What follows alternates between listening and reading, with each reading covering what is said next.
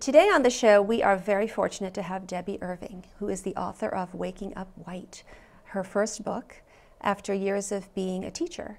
And Debbie speaks about her experience and her journey from becoming unaware and well-meaning, well-intentioned, to becoming more racially aware and well-doing. And I want to share the quote that her husband shared with us when he said, "It couldn't have happened to a more whiter person." I don't know if I got that right. Couldn't have happened to a whiter person. There you go. Yeah. You should know. Right. Thank you for being on. Yeah, thank you for having me on. This is so exciting. You've spent a lot of time in Wellesley lately. I have. In the last 2 weeks. There's a striking similarity between Wellesley and the town I grew up in, Winchester, Massachusetts. Yeah. So tell us about how you grew up and how this started and how this journey started for you. So I refer to Winchester as a white bubble, meaning it was, through my eyes, exclusively white. It turns out there were a few families of color there, but to me it was white, even though I wouldn't have described it that way at the time. This was just life to me, and it was reflected back to me in not only the people I saw every day, who were all white, but through Norman Rockwell images that saturated a 1960s girl's life, and my TV shows. So everywhere I looked, I saw what I thought were just people, but what was really happening in my mind and my belief system was that the idea of all white spaces was being normalized. And then all the behaviors that are typical in all white spaces were normalized. So by normalized, you mean you just didn't think beyond that scene in your mind. You never said, well, that's strange or that's different or what's really happening, sort of. Exactly. I didn't question. Right. I didn't say, there must be something going on for there to be a town that's all white in a country that is not. So in school, when you were in school, there was no diversity in your school. It was just pretty homogenous. Yeah, it was very homogenous. Interesting. And then you decided to go into a teaching career. So actually the teaching career came later. I had a whole first career in nonprofit management. Oh, interesting. In arts management, yeah. And probably the organization that I worked for that you would know would be First Night, the New Year's Eve celebration. Right. And in that capacity, there was a real charge at the time because we did a lot of fundraising, and also First Night partners with 13 or 14 city departments, the police department, the parks department, and so on, and public works, to pull off this massive event. And so there was a lot of pressure or suggestion also from our funders saying, really, this is supposed to be a citywide event, but it's a very white elite event. What can you do? Now, Debbie, you're in this new position to pull together the many neighborhoods of Boston. So suddenly I found myself in neighborhoods that did not look like Winchester or Wellesley, but were really dilapidated and invariably full of black and brown people. And I had no way to make meaning of it other than to fall back on this idea that I'd been exposed a lot to in my childhood, which was America's a level playing field. People in this country, the beauty of this country is that people succeed or fail on their own merit. And so when I applied that thinking to this observation, it led me to believe that these people, they were failing on their own merit, not as opposed to some historical government divisive system along racial lines, which is what I went on to learn what it was. But I didn't know any of that at the time. And so I thought these people were lacking, and I wanted to help and fix. So when I think about my racialized mindset, it wasn't one of hate and bigotry, but it was one of patronizing and pitying, which has a set of problems that I think are as problematic as hateful. So, and how was that for you? So you exited your Winchester white bubble and you went down to downtown Boston. And did you have to knock on people's doors and get them talking about the organization and participating? How much of an interactive engagement did you have to throw yourself into initially? Well, I should have thrown myself into it aggressively, and I didn't, because I operated in a paradigm, the paradigm that I had grown up in, which is through delegation. So I was the general manager of the organization, so I immediately hired an outreach coordinator. Oh, great. Okay. Another important piece of this story is, so I wasn't just white, but I come from a family with a fair amount of wealth. And so even in Winchester, you know, I would have ended up connected to wealth because of the amount of social capital in a town like that. But so I was very able to raise funds for this new initiative. So one of the first things I did was raise money to hire someone to organize all of that for me. And so I had some exposure to seeing what was going on in these neighborhoods, but I never sat down and said, I've got access to wealth, and I can see that you don't necessarily have that access.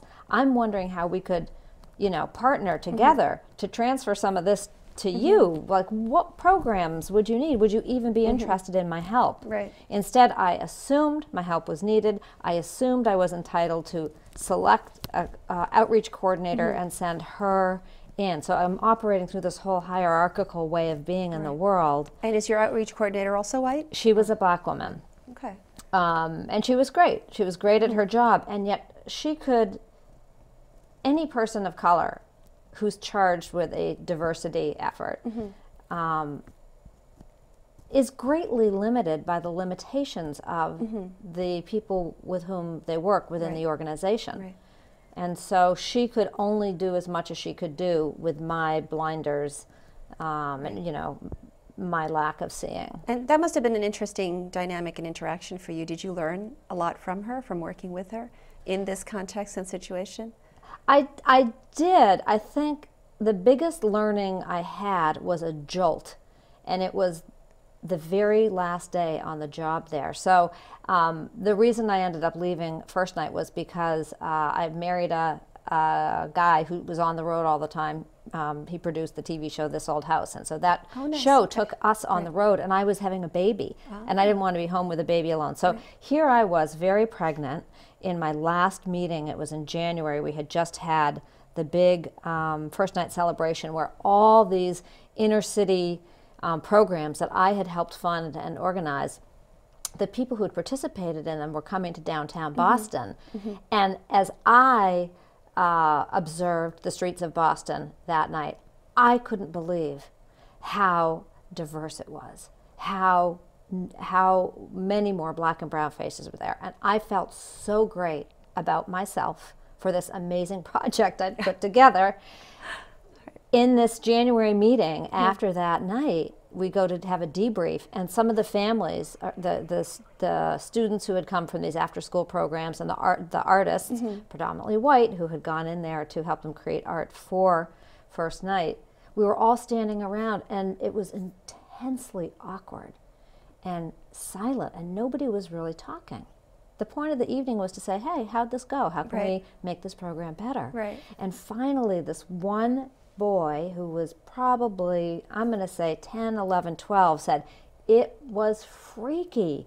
It was scary. I have never seen so many white people in my life. And that's another good thing for good reason for 10-year-olds to, they tell it like it is. They do. They do. Got to have more of those 10-year-olds everywhere you go. I know, it makes me think of the movie Big, where when Tom Hanks is a little kid, he has a better way of designing the toy. Well, if this little boy, and he wasn't that little, if this kid hadn't said that, and the room had just stayed nice and polite, I don't think any of us would have learned. And that was my last meeting. And so I went into this 2-year period of being a traveling young mother. And I think I thought about that every day. And every time I thought about it, it just gave me this little burst of adrenaline. I knew that I was missing something. Because the truth is, I expected people to come in that day and say, thank you so much for organizing this. This is so great. This was so great. We are so thrilled to be included. But I had to really come to terms with the fact, you know, I actually used people to make myself look good. And it's an interesting perspective. It was a huge paradigm shift. Did you feel like, well, that should have been your first day? Then you know, like, well, you get this information on your last day and you think, I'm leaving, so my last day. If I had known this on my first day. I never had that thought Yeah. then, but now that you put it there, yes. Like, what if Right. that meeting had happened before Right. the whole thing began? Right. As I started out by saying, what if I had this understanding that, wow, I've got access to wealth, and not everybody does. The next nonprofit job you take on. Right. Right. Oh, I will. I am There trying you so go. hard not to repeat history. Put the 10-year-old in there the first day, the very first meeting. That's right. There you go. So Yeah. what you think? Maybe some 5-year-olds too. There you go. That's a good mix. Yeah. Kids are good for that. They are great.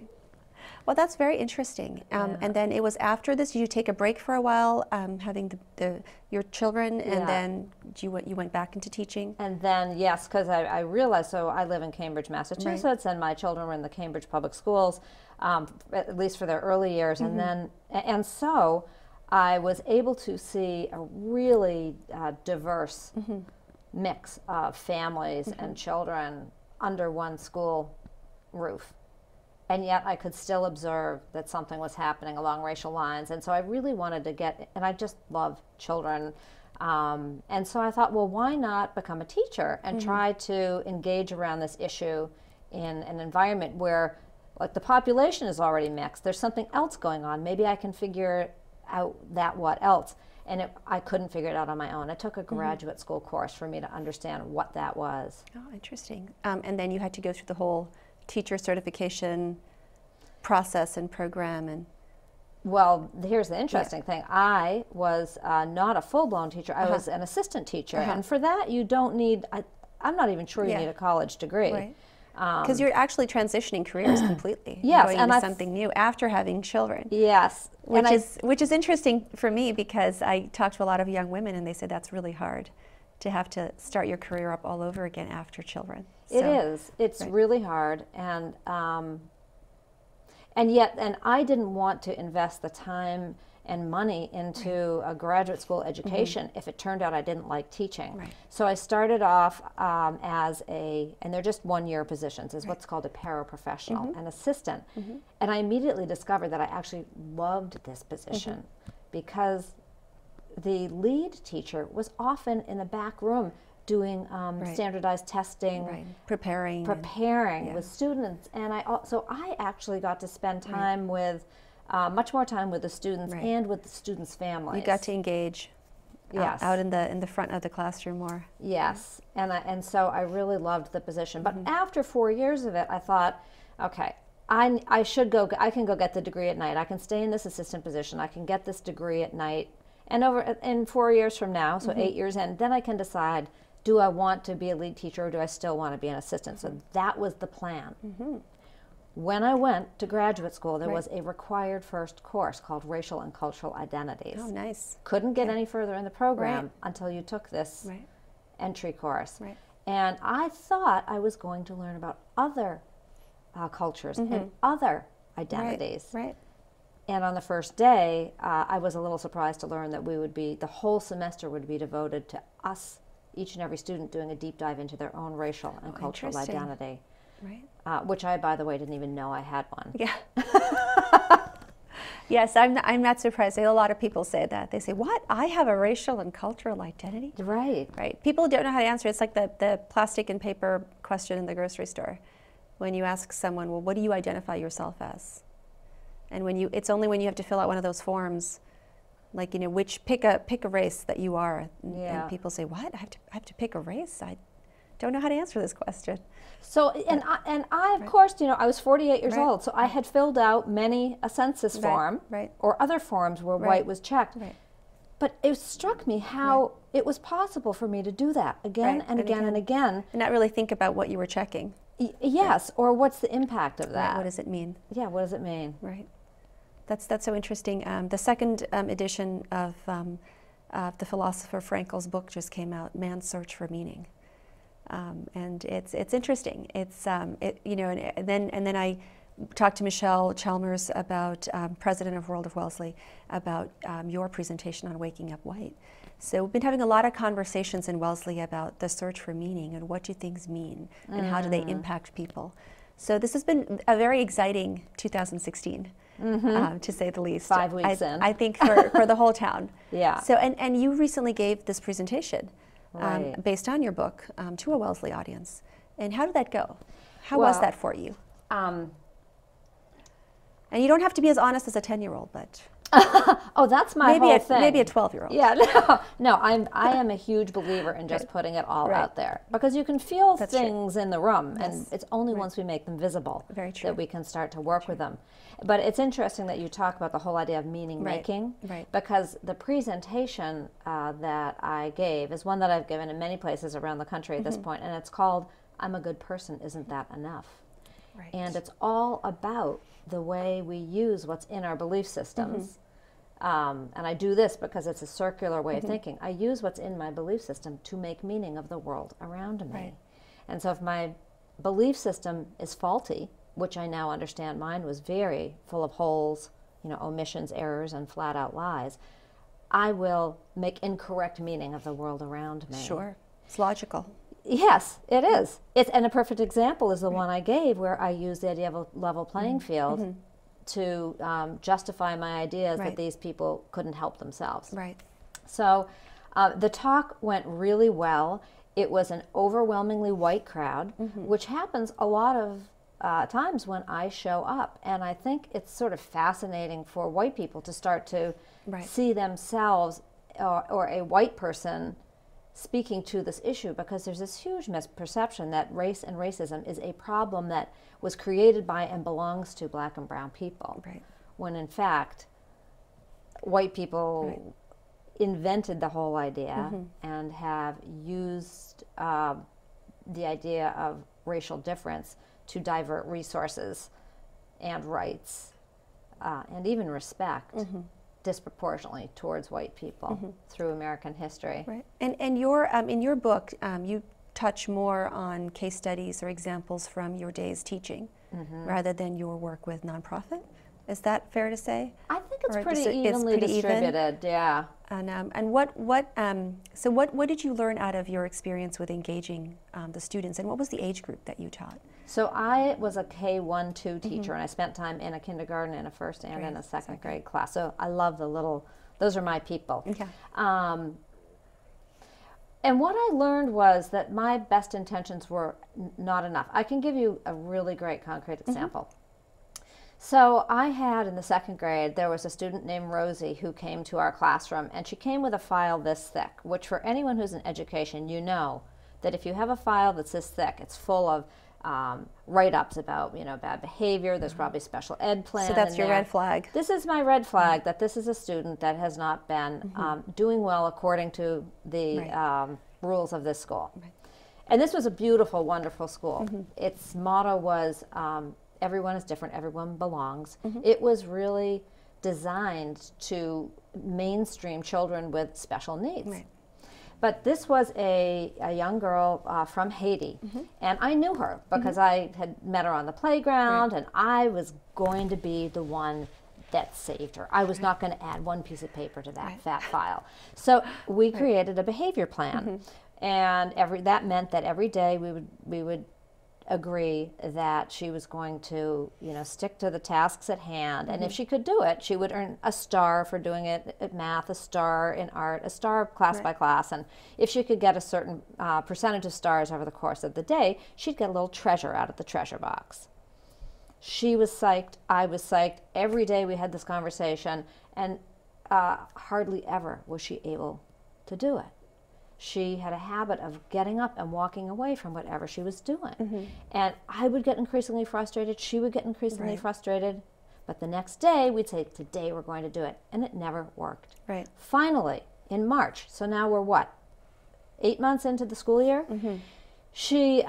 I was in this course, Racial and Cultural Identities, and we start studying how there are cultures, African American communities, Latino communities, in which the collective, operating as one of many, is normalized, whereas in my white world, being a rugged individual had been normalized.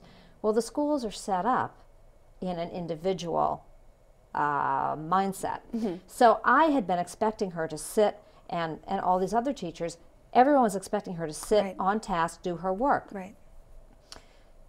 But I wasn't, she wasn't on my mind. I had taken that class the night before, you know, Bennett class the night before. I come in the next day, Rosie and I have our session, and the very first few minutes of math, she gets up. And this time I don't interrupt her. I want to see where she's going. And in my head, I'm thinking this whole collective way of being in the world. She walks over to the far corner of the room where one of her classmates is crying. I had not even noticed that one of my own students was crying, but Rosie did. And Rosie got down and was rubbing her back. Well, it turned out that Kendall, the student that she was going to console, was so frustrated with math. Right. And couldn't do this and was feeling terrible about herself around math. So at lunch that day, so I sort of let that go, and Rosie came back to her seat. At lunch that day, I said, I'm thinking that what you were doing was you were going over to help Kendall. Is that why you get up? And she said, yes. And I said, well, how did you even know Kendall was in distress? Bad shape, right. And she said, because I could hear her. And it made me realize, now this is a girl who, Rosie is a girl who lived in a very small house, apartment with lots of cousins, slept multiple kids to a bed, which I always thought, oh, that's so terrible, you don't have your own room. Right. Well, in fact, what she was doing was developing a different kind of a skill. Right. Whereas my daughters were developing the skills to be independent, Rosie was developing skills to be highly connected and highly emotive and empathic. And so once I was able to understand not just her culture, but my culture and how they were interacting, we were able to talk about it openly. Right. She had no more awareness of her cultural norms than I had of mine. So, but once we got talking, we were able to say, wow, okay, it is great that you want to help people. Your teacher, I wish I had more of that. Right. And yet we still have to get through the day. Right. So how are we going to do it? And so we designed a whole new behavior system that built in chances for her to connect, to be connected, to work in partnership. And when she did feel the impulse to get up, at least she didn't feel bad about who she was. Right. She wasn't beating herself up. She doesn't feel like she's getting further away from the treasure. Yes, right. Right. And no, I'm not a bad person for getting up. I'm a beautiful, empathic person for getting up. And yet right now the job is to complete this. Oh, that's so interesting. Yeah. What a great story. Yeah. Wow. So that's an example. Oh, right. And so how did this process go for you, that the process of building up to write the book and really share your experiences and talk about these things? So, so that example, which is more long-winded than I wanted it to be, that example was one of so many that started happening to me, where I realized that I was in the equation. I was a big part of the problem. And not out of any mean-spiritedness. Right. And I realized, wow, this is going on all around me, all around my school, all around the city, all around the country. And not just in schools. The more I started talking to people, friends who worked in healthcare, for instance, or the legal field, I started to realize the same sort of lack of awareness is ubiquitous. Right. Also ubiquitous was lack of historical understanding. Because in that course I was learning a lot of history. And I felt, when the course ended, I felt like, you know what, it was criminal for me to be, or anybody to be put in charge of young children without a better understanding of cultural, social dynamics and historical realities that have gone down in this country. And I wish I'd known. And I think there are a lot of other white people out there who would want to know. I know there's some people for whom this is too traumatic. They can't believe it. But I believed most people would want to know. Right. And well, for everyone, regardless of their race or their color, just being having that level of self-awareness and asking yourself, what are my norms and who am I? And when I discuss things or address other people, am I making certain assumptions that may be inaccurate? Right.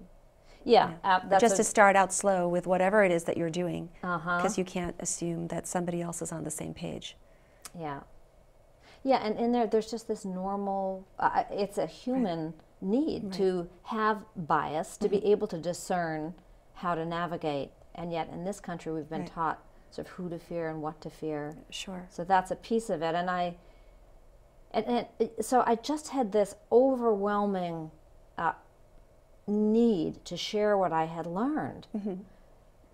with the anticipation that there would be people out there who would be wanting what I was offering. And the question was then, how do I do that? Well, not everyone's going to sign up for a graduate school course. So I thought, well, I've never written a book, but I've always been told I'm a great letter writer. Yeah, piece of cake. Yeah, piece of cake. So I set aside a year to write the book, and it took 4 to do it. And while you were working and raising your children? Well, this was the interesting thing. I expected to write it while I was working. Shortly after the course ended, Henry Louis Gates, the incident of Dr. Gates trying to get into his home in Cambridge, Massachusetts after returning from a long trip to China. Do you remember that whole incident? Yeah. That blew up, and that was in July, and I had just finished this course in May. So I was figuring out what am I going to do? How will I write? And that happened, and as I listened to the dialogue through the airwaves, I could tell to a person who had been awakened and understood the historical contexts and who didn't. And I thought, we cannot be having arguments like this in the country. We're not even arguing about the same thing. Right. There are people who are talking at each other and over each other, and they're not on the same basis to begin with. So. And the belief systems that they're operating from are full of very different understandings. So my husband and I talked about, could we afford to just have me walk away from my job for a year and do this, because I'm not sure I want this to drag out. This needs to happen. It needs to happen now. And that was so then I decided to leave my job for a year and defer my graduate school for a year. I never went back to work. I never went back to graduate school because the whole process just pulled me in. The more I met with people, the deeper I understood the problem was, the more I understood I really didn't even know yet what I was talking about. So I had to keep learning. Right. But the success from walking away from those 2 things had you produce this wonderful thing. Yes, and I had a lot of class privilege to be able to do it. And here's an interesting thing about the book is that the book we're looking at now is version 10. Versions 1 through 9 were never published. They were just coming off Staples. So the 9 drafts. The 9 drafts were heavily read, and I got in focus groups. So I got a lot of feedback along the way that helped me mitigate the potential damage of doing more harm than good, which is what. That's a lot of research, not only in the writing, but the accumulating and putting things together and getting feedback while you were writing. Yeah. So, and how did you do your focus groups? Is it mostly your community? Well, the first focus group was my family, and at that point, I think I had 45 pages written. But I just had to say, does this mean anything to you? What do you think of the tone? And so then that led to version 2, and each time it expanded. Version 6 was read by about 100 people. Oh, nice. And 80 of them were white people who were people who I had met, some of them on a plane. If you ever want someone to read your book and give you feedback. It's a captive audience. Where are they going to go? That's right. Well, I didn't have the book with them, but they would say to me, if you need some, I want to read your book. Oh, there you go. So I had this long list. Here's chapter 2. Yes. Oh, no, I sent the whole thing. Excellent. But, so I had a long list of people who had identified as white, well-intentioned, but frustrated and confused, about race and racism. And then the other 20 were people who I had met along the way who identified as racial justice educators, activists, anti-racist activists. So I literally went to Staples and printed out, all of these hard copies and mailed them all over the place and asked people to write in margins. Oh, nice. And then I had, for those who were local, I had a number of dinners where I said, I will give you food and drink if you will come and engage in a discussion. Very nice. So that's how that went. That's a lot of work. Yes. And now you're on a book tour. Is that right? Yeah. Is that safe to say? Yeah, it's funny. I don't think of it as a book tour anymore. I feel like I'm a racial justice educator, and this is one of my tools. It's a diversity road trip. Yes, right. Yes, yeah. Awesome. So where have you been recently in the last few months? I've been to Baltimore and St. Louis, which both brought me in after the riots. And I spent a fair amount of time and multiple engagements at both places. I've been to Williams College, I've been to UVA, I've been to a number of private schools, I've been to a lot of faith organizations, some Jewish communities, many more Christian, like Quaker, Protestant, the Unitarian Universalist communities around the country are really embracing this work. And the way it looks in most places that I go is that a community, be it a institution of higher education, a private school, a public school district, a faith community, or a town, as with Wellesley, has used my book as a community-wide read. And then I come in after to kind of unpack all that further. So tell us about the discussion, the unpacking process here in Wellesley. How was that? How was that for you? What were your thoughts on the aftermath? You know, I've yet to show up where I don't walk away just wowed by the ability of white people who, many white communities, people who live in white communities are explicitly taught that talking about race is taboo. So when I show up and it's a predominantly white crowd, we're now talking about asking people to publicly ask questions and speak to an issue that they have been taught not to speak about. And we always have to cut it off. Nobody wants to stop talking. I feel like it is a bottled up conversation everyone's dying to have.